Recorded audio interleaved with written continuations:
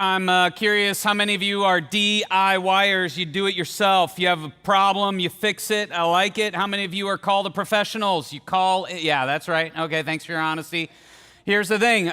In the 20s, for most men, and I'm being a little stereotypical here, the houses are divided into 4 different categories. They either choose DeWalt. Do we have any DeWalt fans here? No. Milwaukee, maybe. A few. Okay, or you call the professional, but there is another group that's called the Ryobi household. That's the green tools, yeah. They're the affordable alternative to the more expensive tools so that you can buy the tool and try the job, but half of the time you'll call the professional anyway to undo what you just did, all right? I am a Ryobi household. So, a few months ago, while I was driving our van, our family van that my wife usually drives, I felt the brakes shaking while I was stopping, and I knew it was a problem. I figured it was probably a warped rotor, and so when I took it in to get the oil changed, sure enough, they were like, we would love to replace the front and rear brakes. The rear brakes are bad too, and I'm like, how much is this going to cost? He's like, $1,000, and I think to myself, I've done brakes before. I can do that.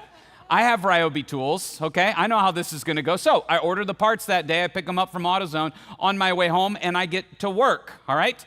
Now, Noah, my 13-year-old, just turned 13. Yes, I have 3 teens in my household, which means not I'm getting old. Pray for me, okay? Pray for me. He helped me in the past, and he was excited to help me on this project, and so as we were getting started, I was reminded of a principle when it comes to projects. Principle number 1, you can save yourself a lot of time with the right approach, okay? So don't just jump in, put a plan together, and so we talk through how are we going to tackle the project. We clear the workspace, we get out the tools that we need. We're going to start on the front wheels first, and then we get to work. We jack up the van, we put the car stands in place, the tires, the wheels come off easy, and this is what we are looking at. Now, for those of you, the rotors, yeah, this is what we're looking at. A little car anatomy for some of you who've never done car work. This is the rotor right here, and it will eventually come off of those 5 screws, and this rotor is hugged by this caliper that squeezes brake pads whenever you push the brake pedal on the rotor, okay? That's how your car stops. Now, we're replacing this and the brake pads that go in there. And so I see on the rotor this little screw that you can kind of see right here, and I think it's holding it in place, and it's a Phillips screw. If you don't know what a Phillips screw is, it's the most religious of all the screws because it makes a cross, okay? That's a Phillips screw. So I put my Ryobi drill in there, and I go, and it doesn't move. In fact, it strips the screw head. I'll show you what I mean by stripping the screw head. In our advertising, which our team was really creative, they're actually using a sheet metal screw in wood just to, those of you DIYers, you saw this. Most of us didn't notice. But the top of this screw is kind of chipped up a little bit. It's bent. It means the screwdriver can't grip the screw appropriately. And so that's what I've done to the rotor screw. So, I do what I normally do in this case. I get out YouTube to look up advice, which takes too long, so now I ask my new friend, ChatGPT, how do I fix a strip screw? And it tells me, ChatGPT tells me, you need a number 3 JIS. And I'm like, what? And they're like, yeah, Japanese industrial standard. Now, I have all sorts of screwdrivers, but not that one. No bueno, which reminds me of a principle when it comes to projects that the right approach with the wrong tool will cost you a lot of time, okay? So what was supposed to be a 2 or 3 hour project just got delayed because now I got to go to the store to find a number 3 JIS, and I had to go to 2 stores to find the kind that I needed, and about an hour and a half later, I get home with what I think I need, and so we get back to work, okay? Now, the driver's side, the little screw comes out great, just fine, whew! But this screw on the passenger side, it's not coming out. In fact, I'm stripping it even more. Problem. So back to ChatGPT, my friend. ChatGPT says, well, you could drill it out, or you could use an extractor. An extractor is something that you put in and turn to try to turn the screw. So I follow the instructions for the extractor. You basically drill it into place, and when I went to turn it, it snapped off. Which is, it's like, oh, well, go back to drilling it. The problem is it's made of hardened metal, which means now the drill bit that I was going to use to drill out the screw isn't going to work either, which reminds me of another principle that I've learned. When my approach doesn't work, I get desperate, okay?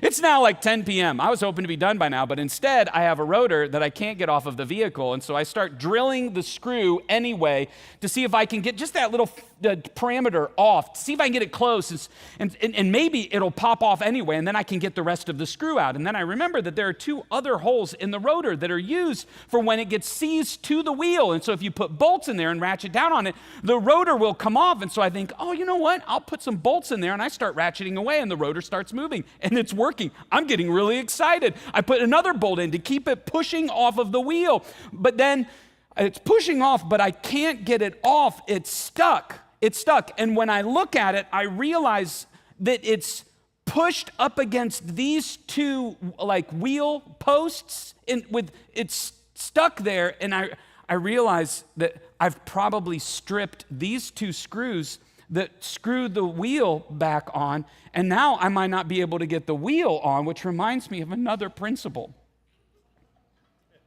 Desperately trying the wrong approach with the wrong tools can get very expensive.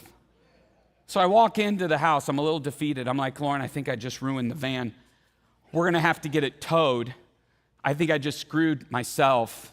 And I felt terrible.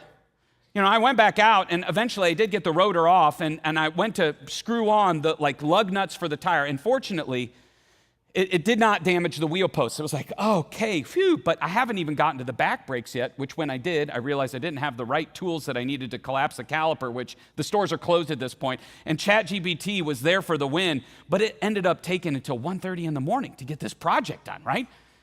And the first thing I think about it, this is the thing, I thought I had what I needed. I had the tools, I had the ability, I had the willingness, I had ChatGPT, but unexpected challenges and hasty mistakes left me stuck and frustrated. And it ended up being a lot harder than I wanted it to be, harder than I thought. And isn't that how it goes in our relationships?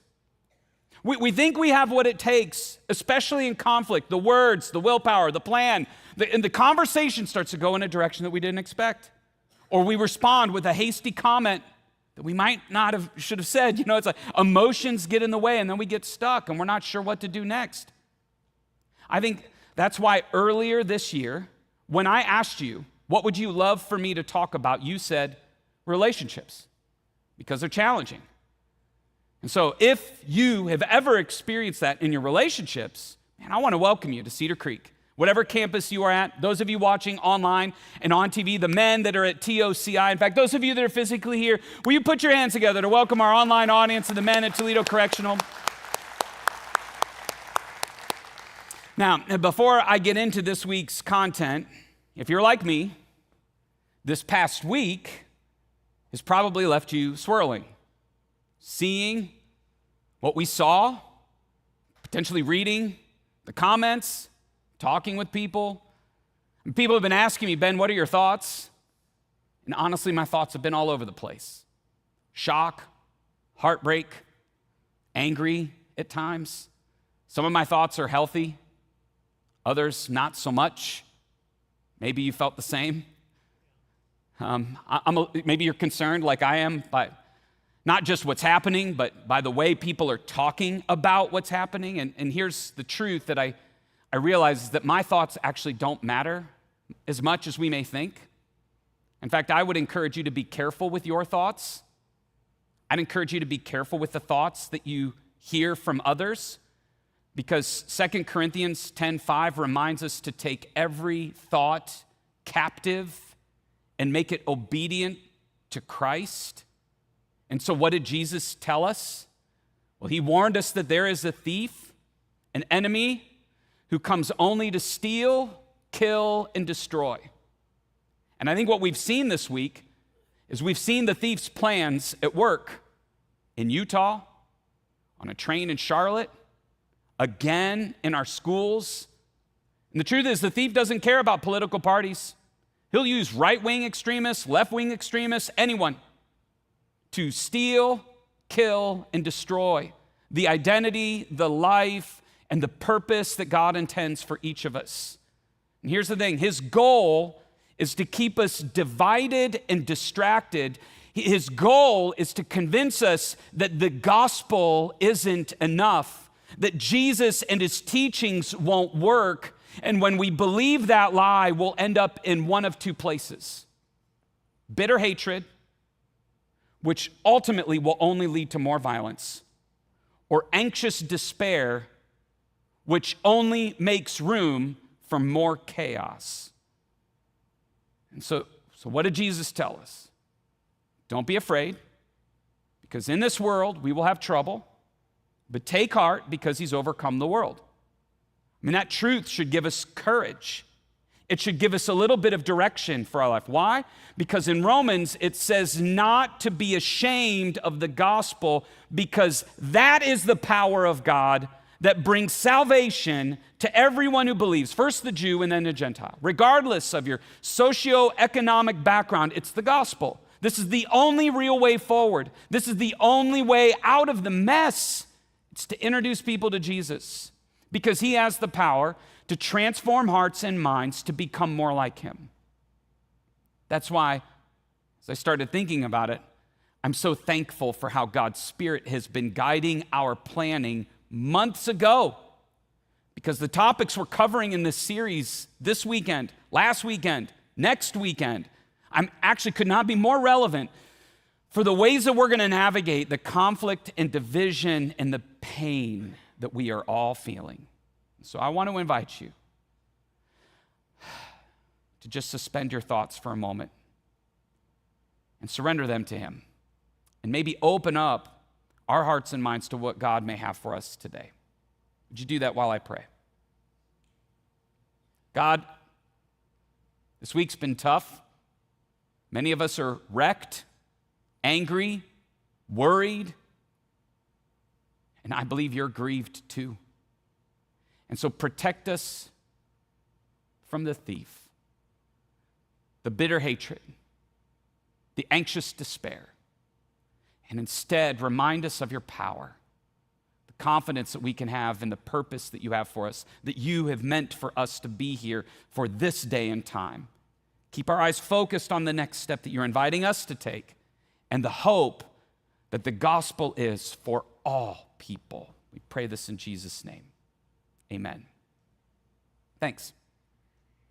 The question is, how does Jesus teach us how to navigate conflict in our life? That's what we were planning on talking about this weekend. Like, I know we should love each other. We should treat each other the way that we want to be treated, but how do we do that when problems arise or when we experience conflict or hurt? This is where the right approach with the right tools can save us a lot of time and heartache. And the wrong approach, the wrong tools can get costly. And so Jesus offers a helpful approach, instructions for us whenever we experience conflict. It's actually in Matthew 18. And if you were to read this chapter, this moment where Jesus is spending time with his disciples, one of Jesus' disciples named Matthew recorded this conversation later, but Jesus is talking about greatness at the beginning of the conversation, and you need to be like a child, is what he says. You can't understand the kingdom of God unless you think of it or experience it or approach it with the heart of a child. And then Jesus talks about the purpose or the mission that we need to be focused on, reaching the lost. He tells the story of the lost sheep, which means you're going to encounter people in trying to pursue greatness the way that Jesus described and pursue mission the way that Jesus described. You're going to experience people who are going to do things that bring up conflict. And so how do we address that?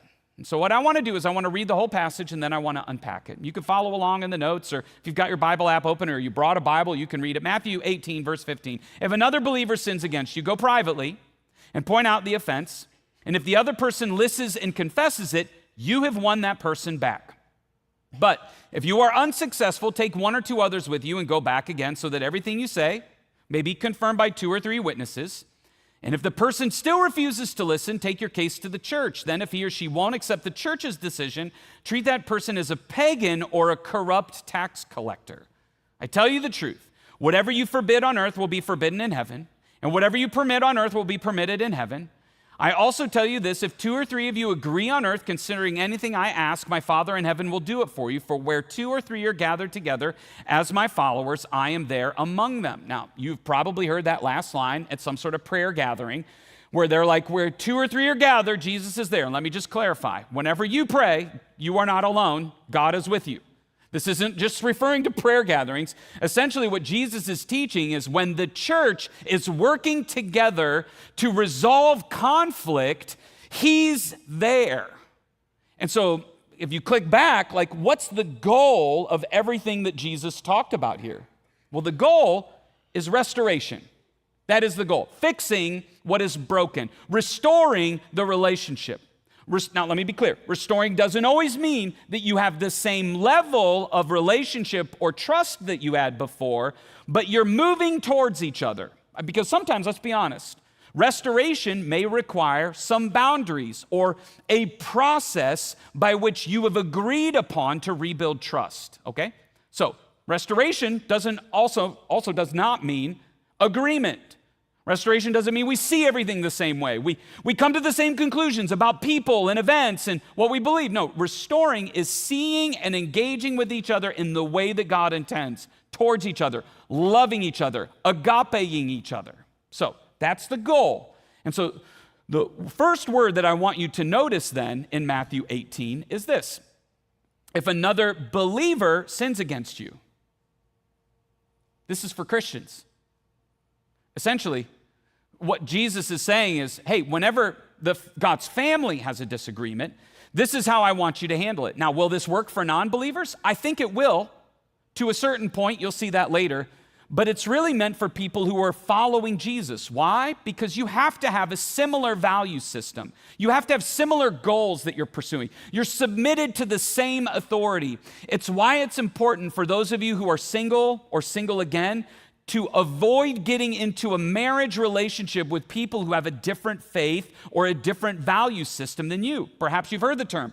Don't be unequally yoked. It has nothing to do with eggs, okay?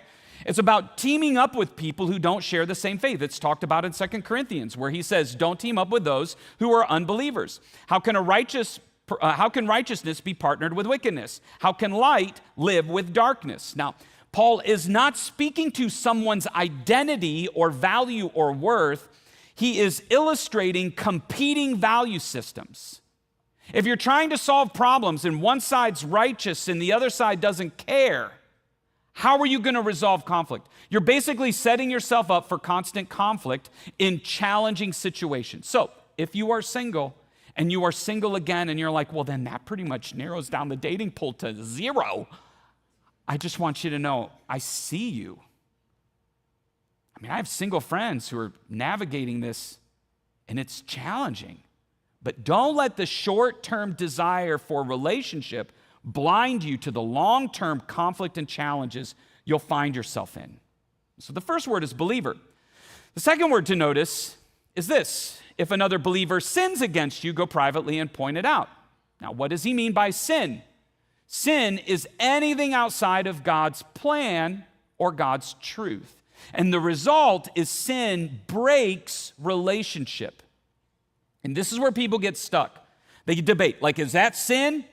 Or, like, where is the line? Is that too far? So first, let me clarify a few things. First, don't confuse preferences for sin. Loading the dishwasher the wrong way may feel like a sin, but it's not, okay? That's a preference. It's like caretaking, or, your first few years, whatever your preferences are in there, you just got to be careful to not moralize them, okay? And here's the thing. There are different phases where this can impact you and your relationships differently. The first phase is around parenting, okay? These are things that we talk about with our kids that are really, really important. The first step of this, if you're a parent, like what sin and preferences and all of that is going to look like is going to be a little different when your kids are young. The first phase of parenting is the first few years. And ultimately, your goal, the first few years of a child's life, is to just make sure they don't die, that they're fed. That's your primary goal. You're taking care of them. That's the win. And then as they get into the grade school era, like the grade school years, your job is correcting. You could put the word teaching or training in there, but then they wouldn't all be C's, and that just doesn't feel right to me in my line of work, okay? But you're really spending a lot of time, not this, more of that. In this direction, not so much that direction. And then in the teenage years, you move to coaching. And coaching is different than correcting, but here's the thing. Like, think about coaching. Like, you're calling the plays, like, hey, here's how I want this to operate. But your kid is on the field. You're not. They've got to learn how to do it themselves. And here's a problem that I see with a lot of parents is they don't like the way that they're running the plays, and so they revert to correcting. They go out there. They're like helicopter parents. It's too late. Like, if it wasn't taken care of in the grade school years, it's going to be really difficult. You're going to have a strained relationship with your teenager if you try to revert. You have to learn how to be a coach. And ultimately, your kids are going to leave, and then you become a consultant. And you know what a consultant is? Someone who other people come to for help. A consultant doesn't show up everywhere all the time. A consultant has to sit and wait for the kids to come back to you. That's the way that consulting looks. And so if you can keep thinking about restoration and what it looks like in each of these phases, it's so helpful that you don't overreact. In the caretaking phase or the correcting phase, don't forecast what it's going to mean for them as an adult. Like, oh, well, if I don't fix this, behavior now, they're going to, go off and do all sorts of nasty things as an adult. Don't do that. Just take care of the behavior in the season or in the phase that you're in. Our family faith plan that we have available on our app is really designed to help you parents, set you up for success. We love coming alongside of you for that. Now, the same is true not just in our parenting, but in our marriages and in our work. And so there are different phases that your marriage, you could also use this for work. You have a romance phase, you have a reality check phase, you have a resilience phase, and then a renewal phase. And so I'm going to speak to marriage, and I'm hoping that you can translate this over to your work life as well. But the first, few months is romance. It's like the honeymoon. Sparks are flying. The other person can't do no harm. The job is perfect, right? And then whether it's 6 months or a year later, you get into reality check. It's like, ooh, power struggle. Like, whose job is it to take out the garbage? I didn't know it was mine. I'm tired. Some of you are there right now, okay? Some of you never get out of the reality check power struggle. I get it. But eventually, hopefully, you get to a resilience phase where it's like, yeah, we've gone through some things. Like, you're my ride or die. Like, you're my person, even when it gets a little messy or complicated. And ultimately, you end up in a phase of renewal where you have a deep, more intimate appreciation or love. Restoration. Sometimes the challenges that we have look different in each phase. Have people in your life that can help you navigate the phase that you're in. So, when someone sins against you, what do? You go privately. You go to them and you have a conversation. What do we tend to do instead? We make assumptions. We assume they should just know. Like, if they really cared about me, they would know how much this hurts me. Or we assume a negative motive. Well, they're lazy. They're manipulative. I can't believe they did this. They're just trying to control me. They're a narcissist. Does that lead to restoration? No. You know what happens when you assume? Just look at the word. You make a you-know-what out of you and me, okay? Another thing that we tend to do is we gossip. You know what gossip is? Gossip is when you have a conversation with someone who can't or won't help you resolve the issue. One way Christians gossip is they love to submit a prayer request to their friends. Oh, we need to pray for my husband. Man, I just can't get him to understand. And then the other day he was doing this, bless his heart. Does this lead to restoration? No, it sounds spiritual, but it's not solving anything. So another way that we try to approach this is we assume we just need to forgive and forget, which sounds like the Christian thing to do, doesn't it? Just forgive and forget. If it's small things, sure, forgive and forget. But when someone sins against you, Jesus is telling us to point it out, not stay silent. Why? James, the brother of Jesus, said it this way: if someone among you wanders away from the truth and is brought back, it's pointed out, you have a conversation and they're brought back, you can be sure that whoever brings the sinner back from wandering will save that person from death and bring about the forgiveness of many sins. Like, if it's sin and we stay silent because you're going to forgive and forget, it's costly for them and probably for you too. So instead, gently bring them back. Go privately and point it out. See, the problem with forgiving and forgetting is that what really happens is that people just end up burying it and getting bitter. It looks like restoration. I'm over it. It's not that big of a deal, but it lives under the surface. It's why the Bible teaches in Hebrews, it says, watch out that no poisonous root of bitterness grows up to trouble you, corrupting many. Burying it gives the impression that you're fine until they hurt you again or something comes up, and then all of those feelings come up, troubling you, ruining the relationship. So, when someone sins against you, go privately and point out the offense. And if the other person listens and confesses it, you've won that person back. Restoration. Right approach, go privately, not publicly. You're not trying to put them on blast. You're going privately to point out the offense, not to put them in their place, not to make them pay, which means we need to learn how to do that. And I'm hopefully going to walk through a tool later that can help you with that. But the goal is restoration, not revenge. The challenge is it takes two to tango. And so you need two people. The person that's done the offending has to agree. They have to be like, oh, I see that. I'm sorry, and I'm willing to change. But maybe you're wondering, like, what if that doesn't work? Well, approach number 2 is get help. If you are unsuccessful, take 1 or 2 others with you and go back again so that everything you say might be confirmed by 2 or 3 witnesses. Again, what's the goal? Restoration. Okay, in case we forgot it, right? The goal is restoration. So first, go privately. If that doesn't work, second, get help. Now, get help doesn't mean hire some muscle, to really put them in their place, to force them. No, it's getting 2 or 3 others who can help bring better perspective on the issue. Because the problem is, some of the conflict that we face has 2 different perspectives on the issue. The husband feels like he isn't being respected, and the wife feels like the husband isn't being loving. Who's right?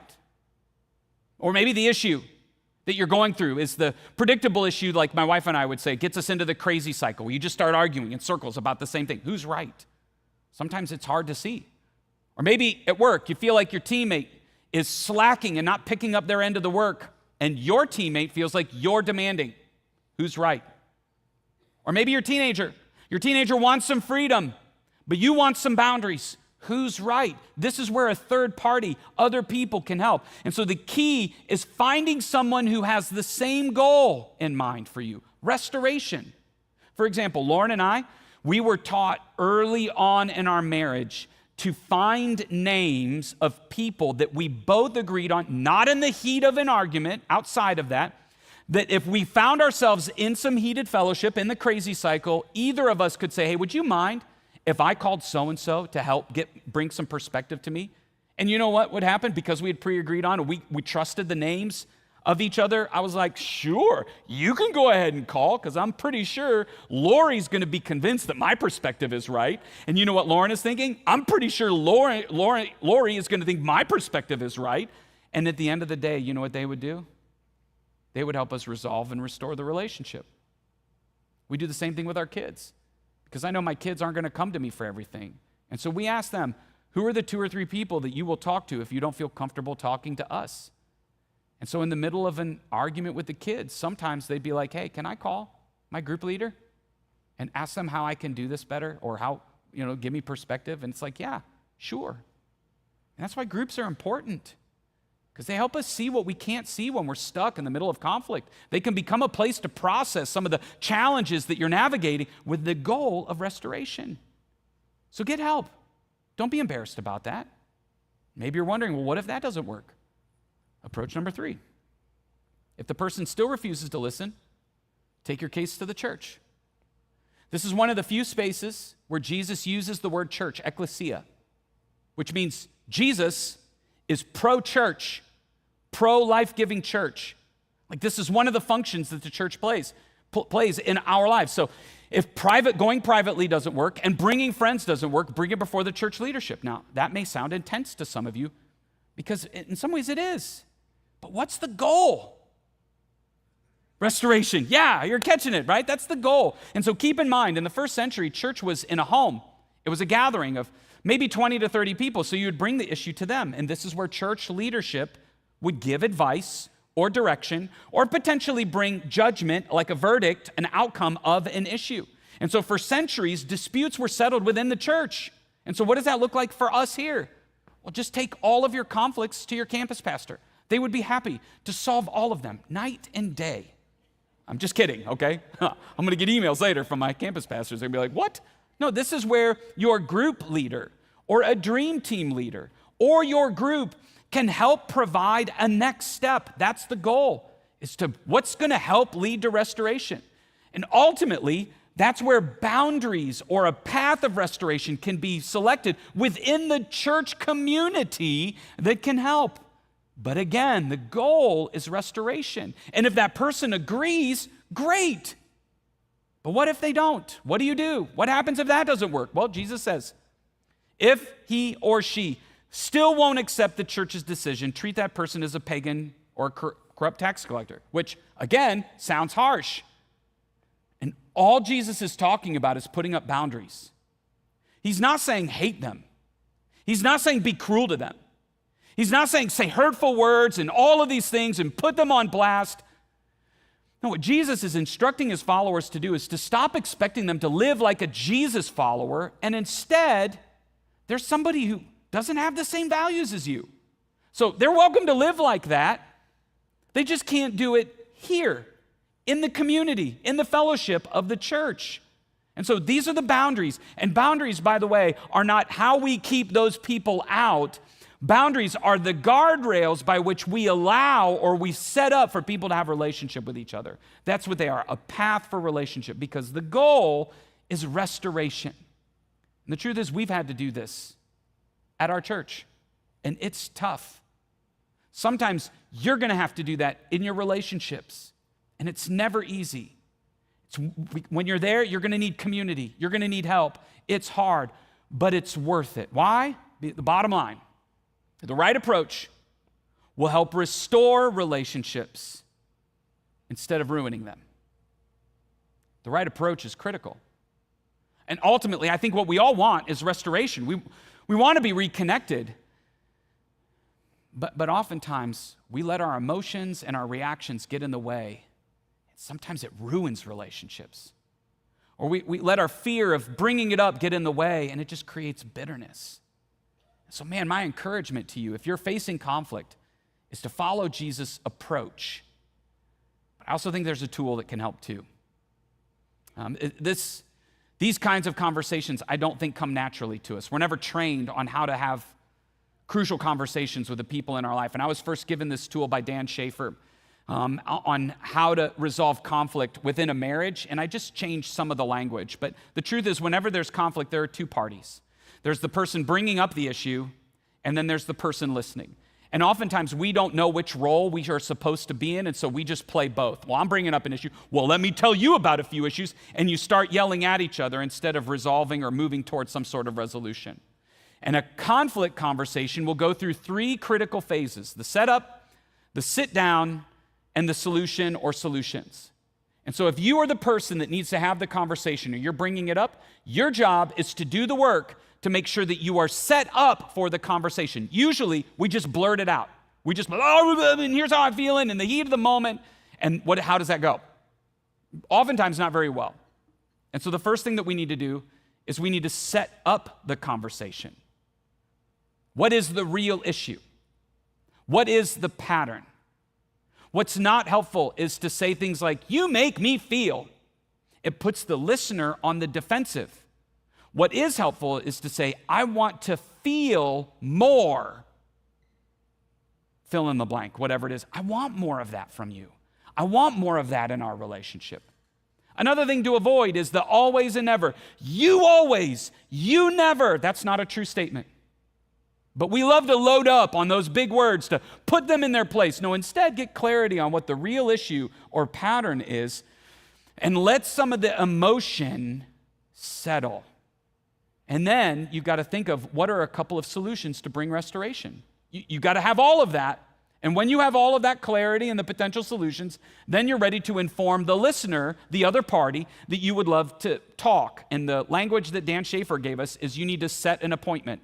What you need is common language, a clarity of purpose for the conversation that we're having so that we know what roles we're going to play. And here's the thing, it was never fun for me to hear Lauren say, hey, Ben, we need to set an appointment. It's like, oh, you're upset with me and I don't want to have to deal with this. But that tells me she spent some time setting up for the conversation. And so the listener, the setup for you is just as important.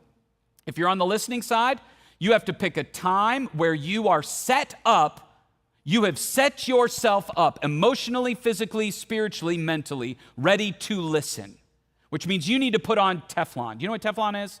It's the non-stick substance that goes on our frying pans, right? And so you got to put on non-stick where you're not going to let and be defensive and be reactive to the words that are said. Instead, you're prepared to listen and receive because you know that restoration is the goal. And so when you're ready for that, you pick a time, and then the two of you have the sit down. You have the conversation. And the goal for the person bringing it up is to speak with clarity about the issues and the solutions and stay focused and clear, not condemning, not on all of the rabbit trails. This isn't like the kitchen sink where you're bringing everything from 30 years ago and all of this stuff and here, right? You're finding the pattern or the issue that you want to bring solution to. And the goal for the listener is not to argue and defend and give counterpoints. It's to listen well and reflect back and go, hey, am I hearing you right? Because the goal is restoration. So how do you know you've done this well? It's when the person bringing up the issue feels like they've been seen and heard. And the person listening feels like they understand the solutions that are being offered. That's when you're ready to move to the solution. And the solution is where the listener decides the path that they believe they can commit to. It's the listener's job to say, yeah, I think I can do that. The solution may be what's been already brought up, or it may be another idea that comes out of some further conversation. It may be, hey, you know what, we're seeing this differently. Who can we talk to help us navigate this? The more complicated the problem, oftentimes the more steps and solutions will need to be taken in order to bring about a better restoration. But again, the right approach with the right tool will help restore relationships and protect you from ruining them. So here's what I'm going to invite you to do. I want you to think about what God is saying to you. What relationship is causing tension? Where have you been doing some assuming or gossiping? Where have you buried it and gotten bitter? Would you just tell God right now? Ask for his help? Maybe you're realizing it's time to have a conversation because forgive and forget isn't working. Jesus teaches to go privately first. When are you going to take that step? Or maybe you've done that, you just need to get help. Or maybe you've done that, but now it's time to set some boundaries. The context of your group or getting other help in that. Like, who do you need to have a conversation with today? And maybe who might want to have a conversation with you. Pay attention to the setup, the sit down, the solutions. Like the goal is restoration. I mean, that's the heart of our memory verse for this whole series, which says, never pay back evil with more evil. Do things in such a way that everyone can see that you're honorable and do all that you can to live at peace or in restoration with everyone. But sometimes that means having conversations. So I want to provide a moment of reflection for you. Our team created a prayer that will prompt you to just be still and think about what God is saying to you. Man, if our word for the year is to be responsive to God, my hope is that you'll take a few minutes to be open to whatever step God is inviting you to take today. Heavenly Father,